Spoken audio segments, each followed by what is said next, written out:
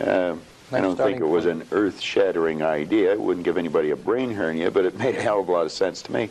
So I started to study myself. I found most people don't know who they are. They really don't. What do you mean? I mean, I know my name, I know my age, I know where I live. Yeah, that's not what you, else though. Is there? You know, that's what just size, it. If you ask the average person who they are, they'll give you their name. They'll say, I'm Bob Proctor, but I'm not. Bob and Proctor are two words. My parents give them to me. They're called names, but it's not me. It's my name. Then somebody will say, well, this is me, but this isn't me either. It's my body. Like, you never phone down here to the studio and say, body won't be in today, it's sick. Okay. You know, we don't say am hand or am leg. It's my hand, my leg, my body, my name. Who am I? Well, that's an interesting question. And I believe if a person will start to study that and look for the answer, they'll find it. See, I think we live simultaneously on three planes of understanding. We're spiritual creatures, we have an intellect, and we live in physical bodies. Oh, there's no question about it. I think there's two barriers. Success is a funny word. Nightingale had a great definition for it. He said a person's successful if they know where they are, and they know where they're going, and they're progressively moving in that direction. He said that success was the progressive realization of a worthy ideal. Anyone that has a goal, and they're moving towards it, they're successful. Most people think that you're successful if you have a lot of money. Quite often you have a lot of money if you're successful, but it isn't. I wouldn't say Mother Teresa has a lot of money. I think there's two barriers. One is our conditioning.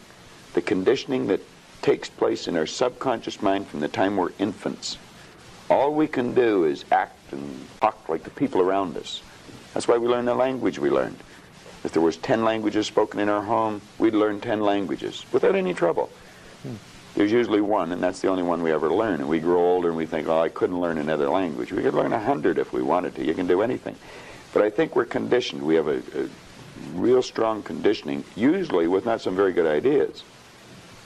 And then that's the barrier that's inside us. The one that's outside of us is our environment. We have a tendency to act like everybody around us. And if you think about this, it does make a lot of sense. Because if you study statistics, 95% of the people live their entire life and never live the way they want to live. Did you know that 95% of the population in this country, let's say in North America, the richest continent in the history of the world, they'll work productively, let's say for 40 of their 65 years, and they'll end up with hardly any money.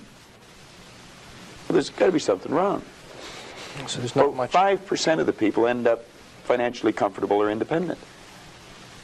Are you trying to depress us, Bob? Because that's No, actually, I think it's quite an exciting idea, because you see, the idea behind it is that anybody can win, anyone at all. Exactly.